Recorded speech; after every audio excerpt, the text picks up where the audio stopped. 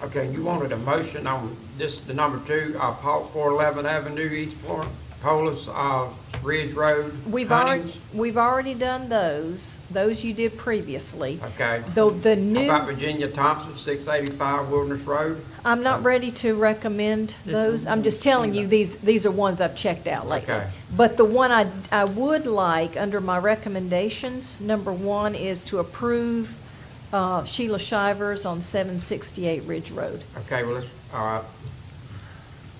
What is that, a replacement of a mobile home? Yeah. Or Replacement. rehabilitation? It will probably be a replacement. Okay, I'm good, if I might, Mr. Chairman? Yes, sir. I'm good with that because we're working on these mobile homes, which the SHIP program cannot do, which is what we discussed when we agreed to apply for this grant. Only comment I have real quick, and it's different subject, is the oral part of, you said $3,000 to a certain amount, you could get oral or written. Yes, sir. I don't like the oral part. Okay, I like to have something wrote down as to what that bid's gonna be. okay. I'm not so, our normal policy for a county bid is $10,000 or above, is that correct, Mr. Schuler? So that's normally what we do, but I want something written down. Because he said, she said, well, I didn't tell you 4,500, I told you 6,000. If you got it wrote down, then you have more documentation.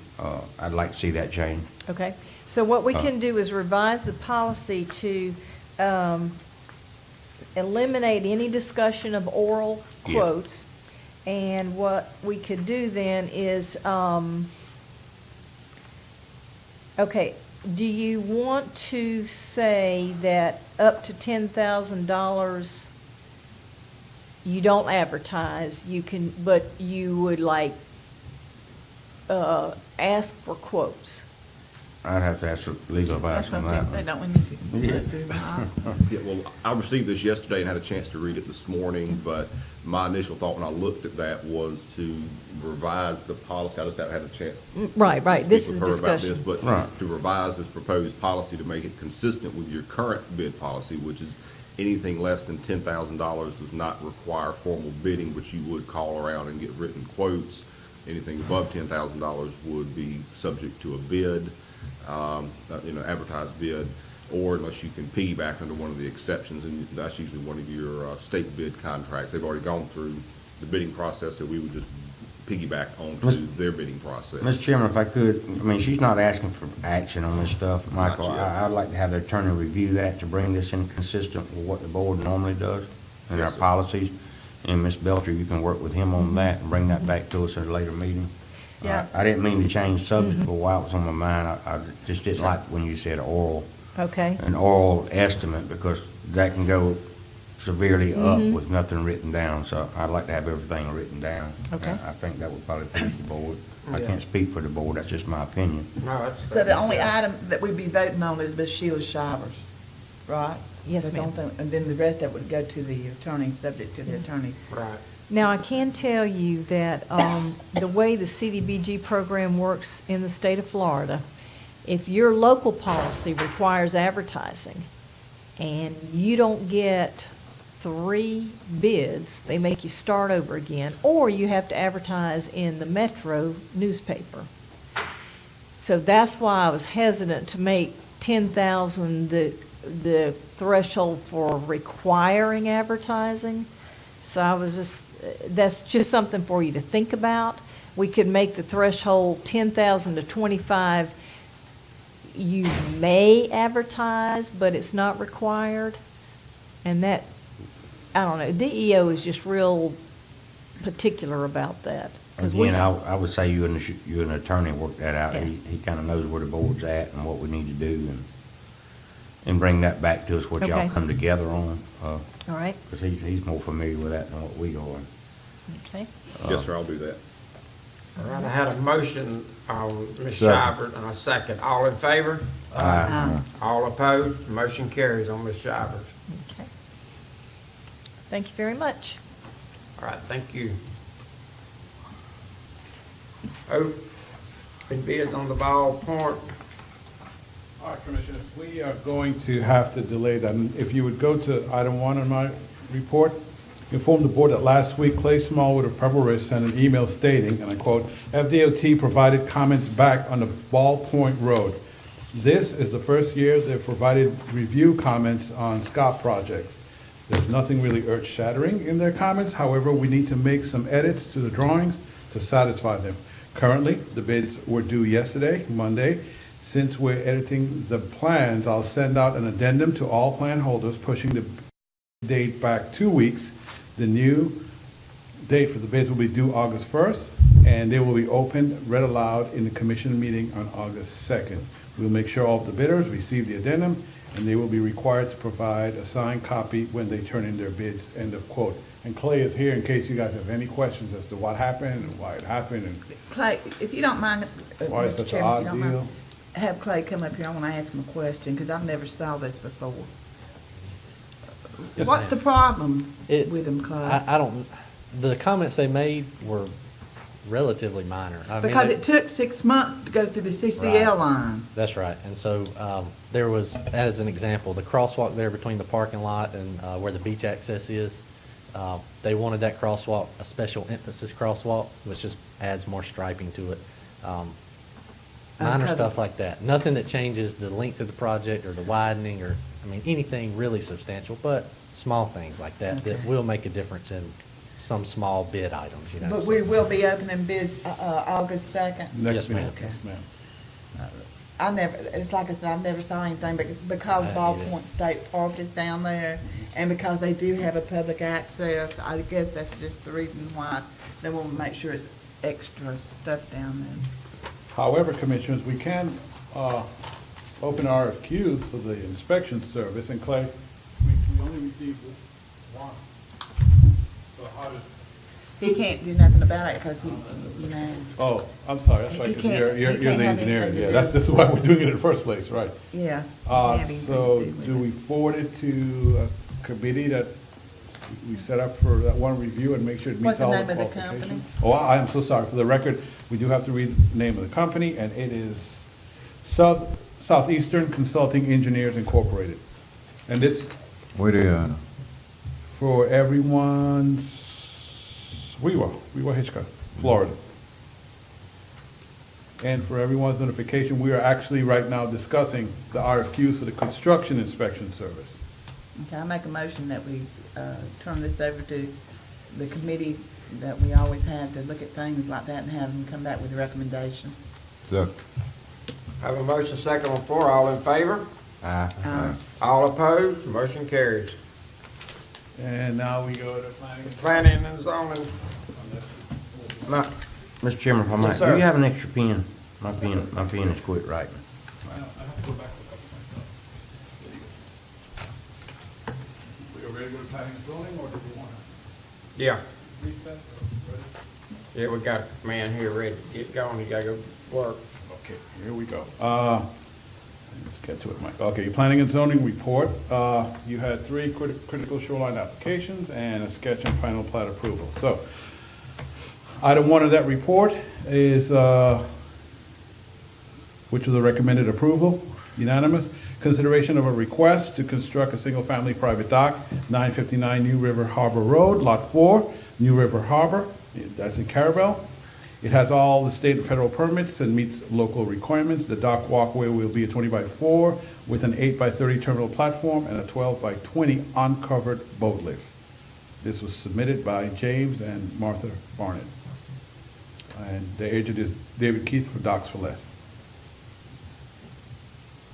So, Second. Have a motion second on the floor, all in favor? Uh, All opposed, motion carries. The second recommended approval was a consideration of a request to construct a single-family private dock at 2474 US Highway 98 East, Lot 2, Block B, Gulf Wind Lanark Village in the county. It has all state and federal permits and meets local requirements. The dock walkway will be 172x4 with an 18x20 terminal platform and a 12x20 uncovered mooring boat lift. The mooring pilings are to the east. I'm sorry, it was submitted by Elliot Jenkins, and their agent is also Mr. David Keith, Docks for Less. Can I, Mr. Keith, if you, can I ask him a question? Yes, ma'am, and I'm. David, let me go ask get you a Amy question. also. Where's this dock going in at? David, come up, walk right up here for me, we'll not save us some, to Mike. Is it on St. Joe lots right there? It's right before, Putnam Station, That's right, okay, yeah. okay. All right. That new big old house, got the cement foundation? No, it's, It's fixing to be a house. outside Mr. Green's. It's fixing to Okay. be a house. It's fixing to be a house there. They gonna build a house. And that's Yeah. over there where that marsh and stuff is, Yeah. right in there? Okay, I'll make a motion to approve this. Second. Have a motion second on the floor, all in favor? All opposed, motion carries. So item number 3 is a consideration, which was also unanimously approved, a consideration of a request to construct a single-family private dock, 2472 on US Highway 98, East, Lot 3, Block B, Gulfwind, Lanark Village. It has all the state and federal permits, and it also meets all local requirements. The walkway will be 200 by 4 with a 10 by 20 terminal platform and a 12 by 12 boat lift. That's for Mr. Edwin A. Green and Elizabeth Green, and they have a house on that site. And it was unanimous. Yes, that was unanimous also. So moved. Second. Have a motion second on the floor, all in favor? Aye. All opposed, motion carries. Okay. Final item on the planning and zoning consent agenda was, that vote was not unanimous, it was 3-1. The chairman did not vote because he only votes in items of a tiebreaker. A consideration of a request for sketch and final plat approval for a 2-lot subdivision called Withers Beach. Location of the project is 1533 Alligator Drive, Lot 4, Block M, Unit 3, and east half of Lot 3, Block M, Unit 3, Alligator Point. This item was recommended for approval as a lot reconfiguration on a May 17th, and the Board of County Commissioners approved the lot line reconfiguration contingent upon replatting. This was submitted by Ms. Barbara Withers, and Amy is here because she's been dealing with this more, so I'm going to put up some maps and site maps, and her and the board, we can start the discussion on that.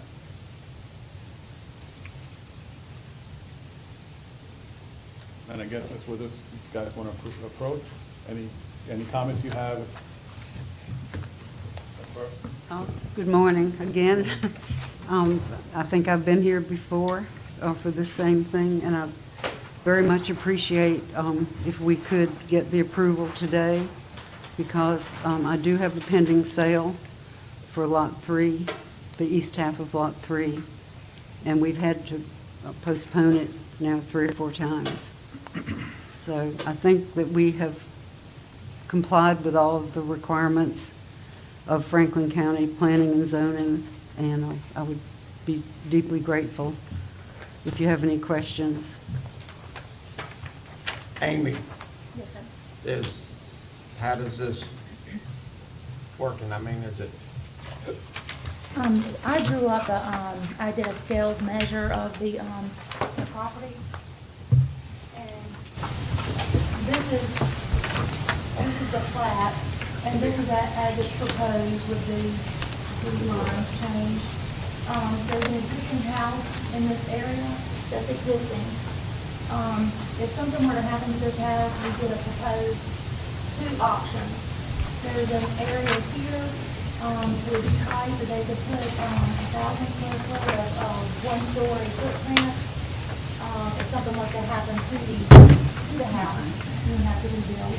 And then there's a 756 square foot footprint here where they would have to do a 2-story to meet the 1,000 square foot. All the green area is open area. All the red hashed area is setback. So anything within those red hashed areas would have to have a variance. But so that's how it lays out at the moment. Let me ask a question. Was there any concerns from the Planning and Zoning Commission on this? Did they voice any concerns about it? The chairman did, if I'm not mistaken, and there was one vote against it, the chairman did, and there were other questions from the comments, I should say, from the other P&Z members, concerned about the way the line the lines are drawn, but in the end it voted 3-1, again with the chairman not voting because it was not a tie.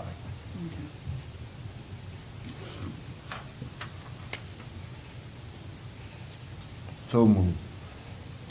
Second? Have a motion second on the floor, all in favor? All opposed? I oppose. 3-2. She passed. Okay. So, wait, don't go anywhere, because then we gotta go to the Board of Adjustments. Item, and Ms. Roxy isn't here today, so I'm gonna ask you to pinch hit here. Which both items on the Board of Adjustment, I guess, apply to this same project? Yeah, I'll let Amy take over in this one, since I don't go to the Board of Adjustments meeting. Basically, the house that is on the eastern half of Lot 3, which is the skinny lot, they had an AC platform and a shower unit that was installed into the setbacks. So they were addressing two different variance requests. One was on the eastern half of Lot 3 to take care of the AC unit and the shower that was constructed within the setbacks. So they wanted to take care of that. And also on the bigger property, Lot 4, Block M, they wanted to take care of getting after the fact variance for a concrete pad, swimming pool within the 10-foot setback. So here's the swimming pool here. So the line that they took out of the eastern half of Lot 3 would still need a variance because it's within the setback. Also, I think that's the two. that's the only two items, which would be the concrete for the pool area and the AC and the shower The unit outside that's shower in unit, the, yeah, in the that setbacks. I'm not really understanding all this chopping this land up. I don't know. That's the reason why I was- Good Lord. And I had to say, that's the reason why I was concerned. They chopping off this end, that end, this end, and putting it all on that. That's what we're talking about, Mr. Chairman. Okay. That's why I voted against it, because with it comes variances. That's why Yeah. I voted against it.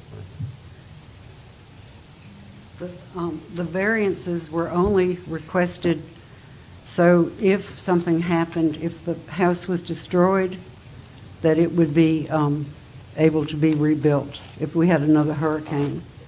I think that was the only reason that the variances were needed. They'll probably never. If the house is destroyed by a hurricane or whatnot, 50% of the building, then they would have to conform to the setbacks as required by the zoning code. And that's why I put together the two options in orange. There's 756 square feet footprint in the front of the lot. They would have to fit everything within that. That's their eaves, ACs, any overhangs, porches, and would have to meet the 1,000 square feet of heated and cooled space. As well as the orange option 2, which it has 1,000 square feet footprint. They configure a 2-story, whatever it would, to make the 1,000 square feet of heated and cooled space. They got it, right? They, in the orange areas, they do have the area to rebuild if something was to happen. They would definitely have to go through DEP to get their permitting through DEP, because they are seaward of the coastal construction control line. Mr. Chairman, I have a question. Yes, sir. Why is the variance being sought? I don't understand. The skinny house on the eastern half of Lot 3 was built around 2004. The contractor said he was unaware that an AC unit could not be into the setbacks. So the AC unit was built within the setbacks. The shower unit, we're not sure when that happened. It's a small little outdoor shower, but it also extends into the setbacks. So they're requesting that variance for that in order to kind of remedy them being into the setback. Is it necessary to do a variance? No, I thought you said something about when it was destroyed. Sometimes when they have a mortgage, the mortgage lenders would require it because it is an encroachment. Right. And this was requested by the buyer of this property, that we go through this so that they wouldn't have any problem with their lender or if it was destroyed in rebuilding. I think, Commissioner, the variances speak to setback violations that are there now. For lot 4, talk about lot. Yes. Yes. Yeah. But any additional variances, if it was destroyed. destroyed, that's a whole it would different story. not- Those variances, if These these go- variances were approved, if the house was destroyed, they would have to conform to the standards of the zoning code at that time. They would have to meet all the setbacks, no variances or whatnot. Probably not built back. They would have the option of building back into the orange areas. These two locations, Commissioner, right here, that you spoke of, which might have to be a two-story to meet the county Yes. minimum, or 1,000 foot here. But I want to make sure we're clear that the variances we're approving today Or for what's there today's today. encroachments, not something in the future if a storm comes through and destroys the building. That's a whole different process they'll have to go through. Yeah, who's figured about chopping all this land up? Whose idea was this?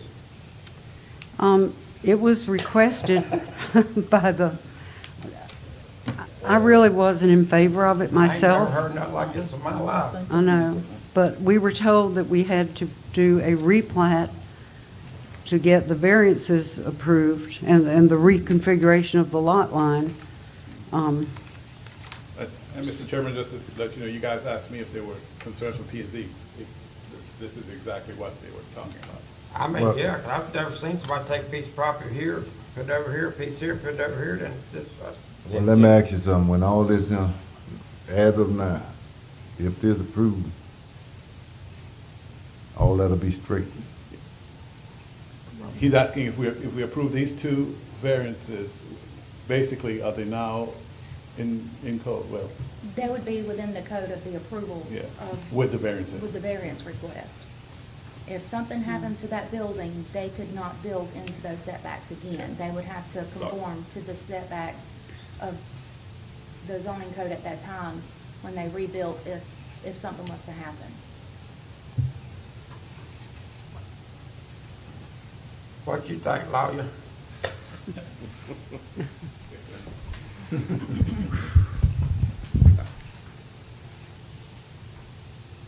Typically, the board typically has not liked, in recent years, and by recent, I mean probably the last 8 years or so, granting multiple variances to make one lot buildable. But in that case, it's typically when you already have an existing platted lot and you're proposing new construction. In this case, these are existing structures. They were basically, I think, I haven't talked to the Withers, but I think they were simply ignoring the lot lines on the multiple lots that they owned because they owned, a parcel of land consisting of more than one lot, and so they were just building as they saw fit, making sure that they complied with the setbacks for their neighbors' boundaries that they shared, but the internal boundary where they own both lots on either side, they were building either right up to or maybe even across the lot lines. That's what it looks like to me, because that would explain why they are gerrymandering this lot line between lot 3 and 4. In this case, if you do not agree to allow them to, or if you don't grant them the variance, what they would have to do to make their deal go through is they would have to relocate those encroachments out of the setback area. I'm fairly certain what's going on here is the lender is requiring a Form 9 for the title insurance, which means you can't have any encroachments or anything of that nature at all, or the bank won't make the loan. Again, that's just a presumption that I'm making. But as far as a recommendation, whether the board should approve or not approve, I don't have a recommendation for you in this case. So it's entirely up to the discretion of the board, but you do have the authority to either grant or deny the variance request in this matter. Motion to approve. I'll second it. I'd like some discussion. Go ahead. This is an unfortunate situation. I think what's happened is the owners, for whatever reason, need to sell the second lot. It is not an ideal situation, but to help the owner and the purchaser, I'm going to support this motion. Thank you.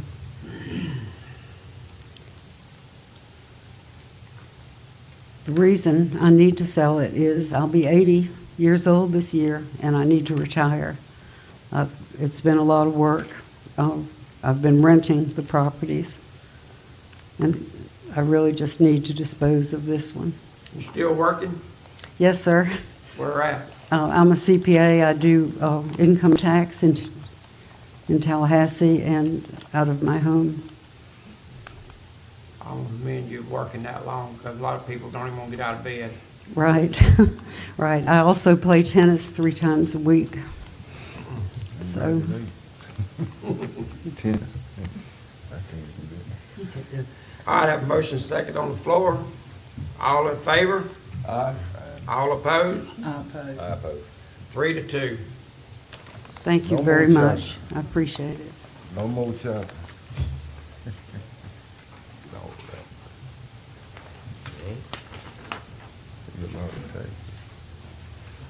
All right, Commissioners, if I'm not mistaken, clerk is on a conference call with the state. They're going over their budgets as we speak right now, so I think that's where she is, on a conference call.